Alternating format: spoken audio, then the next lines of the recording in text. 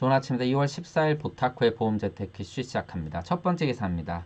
뭐 다 아시죠? 글로벌 금융 판매와 리더스 금융이 지에이판 종합검사에 대대로 덜미를 잡혔습니다. 교회 신자 명의를 도용해서 보험을 계약한다라는데 어떻게 이런 게 가능한지 한번 살펴보도록 하고요.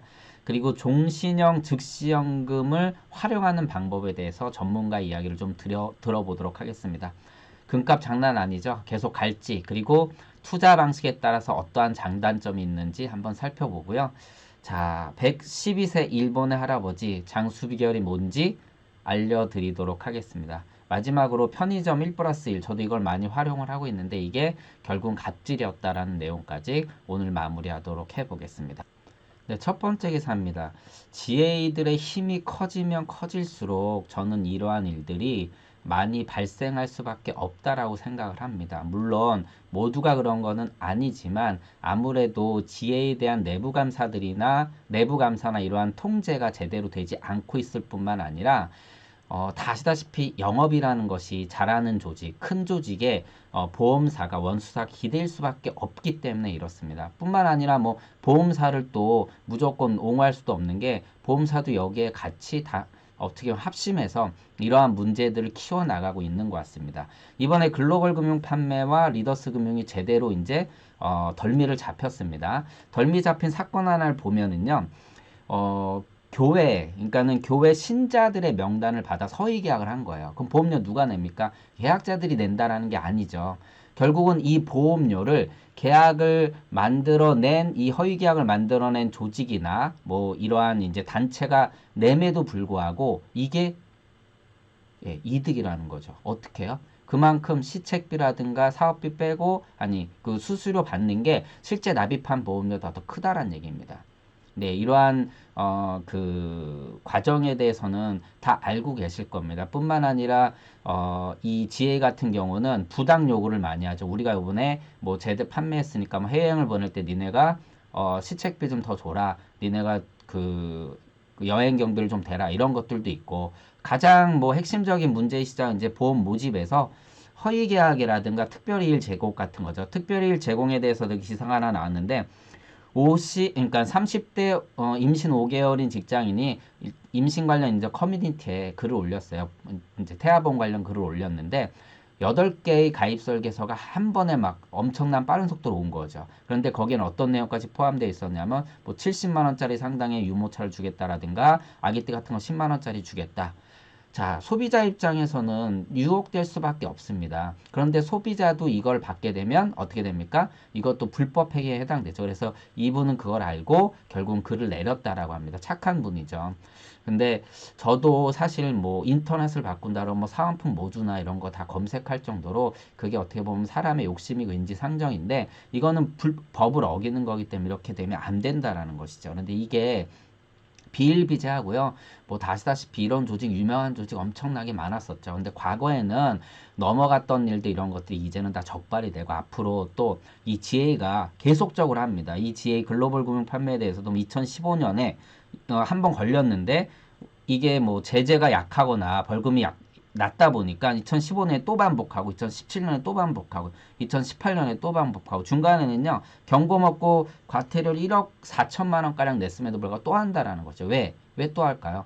뭐 그만큼 체벌이 낮으니까 또 반복된다는 거죠. 이거를 내가 체벌을 받더라도 과징금을 받고 경고를 받더라도 매출이 더 좋아서 수익이 나니까 이런 일들이 일어나는 거라서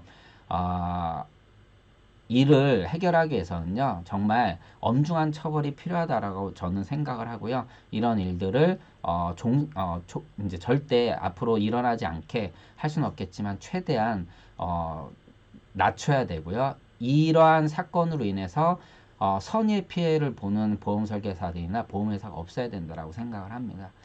또 뭐 리더스 금융이나 글로벌 이번에 좀 타격을 받았지만 뭐 그 조직 전체가 다 그런 건 아니죠. 이 안에서도 제대로 판매하고 있고 도덕적으로 그리고 성실히 판매하시는 분들이 있기 때문에 그분들도 선의의 피해자가 될 수밖에 없는 거죠.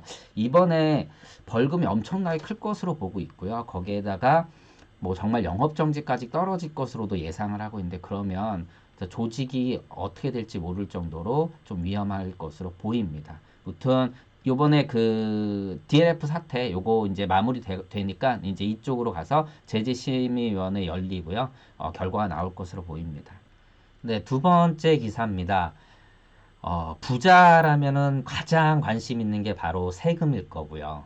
그 다음에 건강보험료에 대한 납부에 대한 부담을 갖고 있죠. 그리고 어떻게 하면 내 재산을 적은 세금으로 또 이전시킬 수 있느냐. 그리고 상속세가 나온다라면 이 상속세의 재원을 어떻게 마련할 것인가.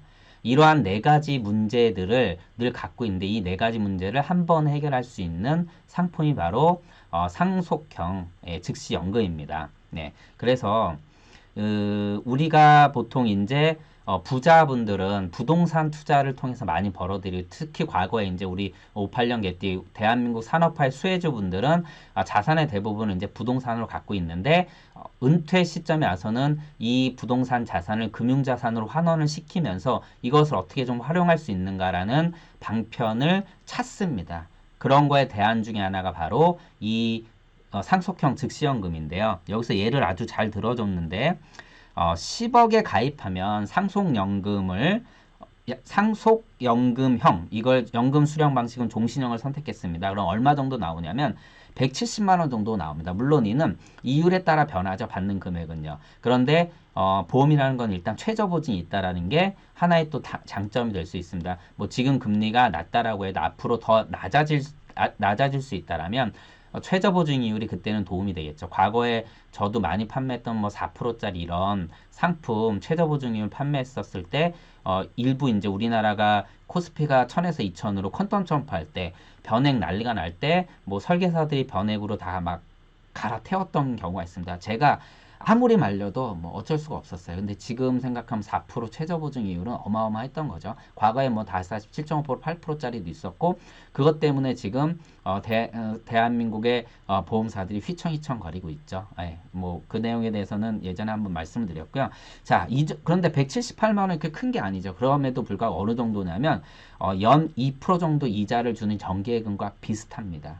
그렇기 때문에 낮은 금액이 절대 아니고요. 두 번째 좋은 점은 뭐냐면 바로 나중에 피보험자가 사망을 하게 되면 실제 납입한 원금보다 더 많이 받을 수 있다는 거죠. 그것을 상속재원으로 쓸 수 있다는 거예요. 다시다시피 이제 부자들은 상속세를 생각할 수밖에 없고 이걸 현금으로 보유하는 경우가 많지 않기 때문에 종신보험을 잘 또 활용하지 않습니까? 그런데 현금이 없는 경우는 어떻게 합니까? 뭐 자산을 급히 매각한다거나 급매하거나 또는 일부 쪼개 판매하거나 이런 것들이 불가능하기 때문에 결국 이런 데서 손실을 볼 수 있다라는 것이죠. 그래서 이런 재원으로 마련할 수 있고 또 더 중요한 건 과세이혼 효과죠. 자, 이 연금은 세금을 어떻게 냅니까? 이자 속세에 대해서 내야 되는 매달 받는 이자의 합이 최초 가입한 금액보다 넘을 때 이제 보험료를 내는 겁니다. 우리가 과세이혼 효과라는 게 뭐죠? 우리가 그 세액공제연금 뭐 예전에 이제 그 세액공제가 아니라 뭐죠? 연말정산 이제 소득공제연금이라고 하죠. 갑자기 생각이 안 나는데 얘네들은 어떻습니까? 이 상품들은 내가 납입할 때 소득공제를 받아서 세금을 환급받고 어떻게 합니까? 나중에 연금을 받을 때 세금을 내는 그러한 이제 이연 효과라고 하는데 이 상품도 그런 거죠. 이 상품은 받을 때 이자의 합이, 이 받는 금액의 합이 원금을 넘었을 때 이자를 내는데 이걸 계산해 보니까 46년 정도 걸리는 거예요. 이 넘어서는 시점이. 그러면 보통 뭐 60세 시작하신다 그러면 벌써 100세가 넘어가니까 세금을 낼 확률이 굉장히 적다. 그래서 어떻게 보면 그 전에 이 사망을 하시게 되면 어떻습니까? 네, 이자 소득에 대해서 비과세 효과를 볼 수 있다라는 것이죠. 그래서 이 부분이 굉장히 좋은 부분이 될 수 있는 거죠. 그리고 뭐 이제 우리가 상속형 말고 일반 연금은 어떻게 받냐? 원금과 이자를 함께 받는 거죠. 이런 경우는 좀 내가 자금을 풍부하게 쓸 때 이런 걸 또 활용할 수 있는 거고요. 무튼 상속형 즉시연금 같은 경우는 이러한 부자들이 갖고 있는 다양한 그 문제점들 그리고 고민들을 해결할 수 있는 좋은 상품이다라고 전문가가 잘 소개를 해 주시고 계십니다. 자, 금 한번 볼까요? 금 뭐 난리 났죠.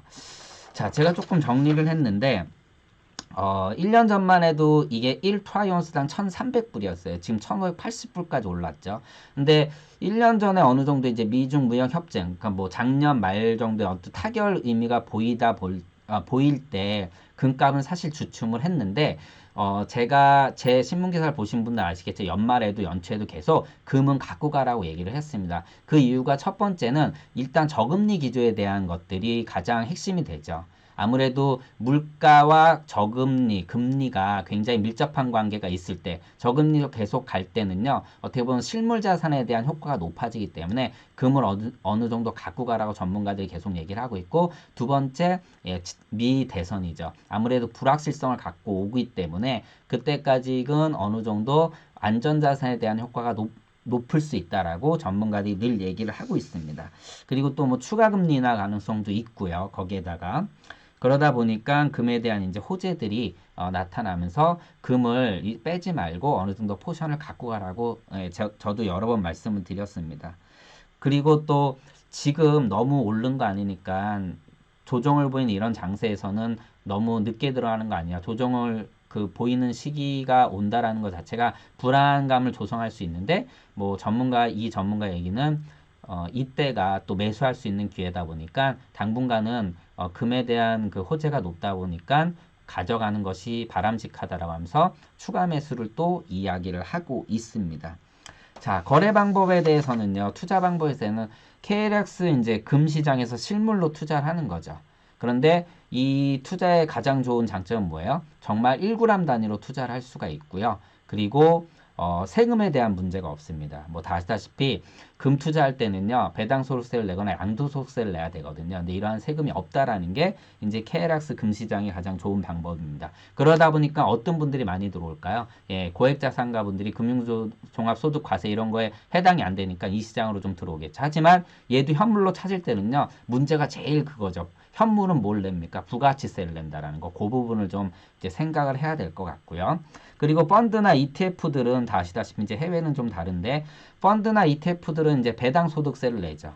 예, 이게 이제 어떻게 보면 앞서 말씀드린 KLX 금시장에서 거래하는 것보다는 좀 단점이 될 수 있지만 거래가 굉장히 쉽게 할 수 있다라는 거고 좀 안정적으로 그리고 투자 방식이 좀 간편하게 할 수 있다라는 겁니다.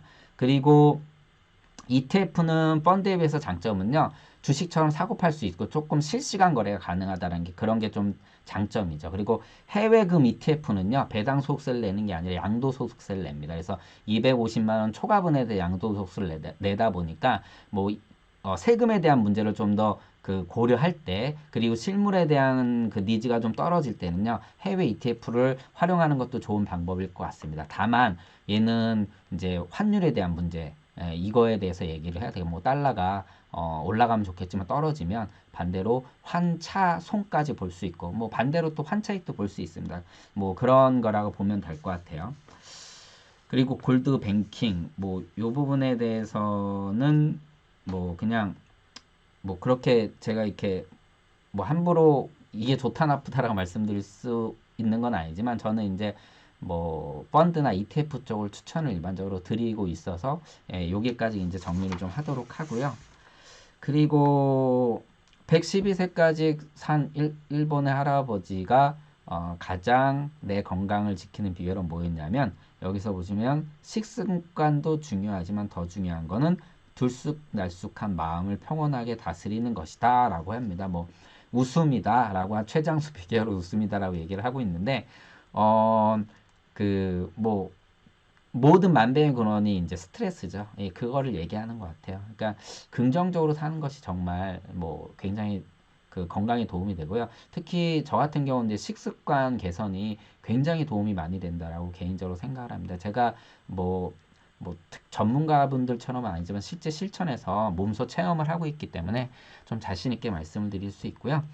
마지막으로 저도 편의점 가면 1대1만 찾거든요, 사실. 뭐 1대1, 1 플러스 1, 1대1이 아니죠. 1 플러스 1, 1 플러스 2 이런 상품들을 찾아요.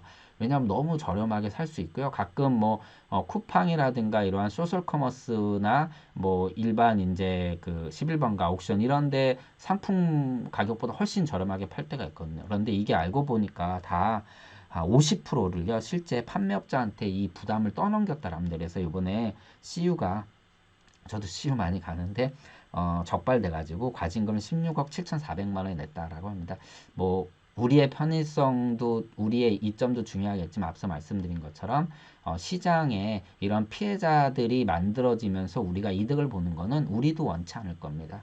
예, 이 부분에 대해서는 예전에 제가 이제 드라마 그 라이프란 드라마의 구승효 사장과 그 전문의 이노울 씨가 대화한 걸 통해서 제가 W 제도에 대해서 한번 말씀을 드렸었는데 지금 W 제도에 대한 방송을 좀 준비하고 있는데 나중에 방송을 한번 찾아뵙고요. 도덕성을 막 무너뜨리는 인센티브 같은 거는 좋지 않다라고 말씀드리면서 마무리하도록 하겠습니다. 오늘 발렌타인데이 날 이쁜 사랑하시고요. 보험 덕후 보타쿠였습니다. 도움이 되셨다면 좋아요와 구독 부탁드립니다. 고맙습니다.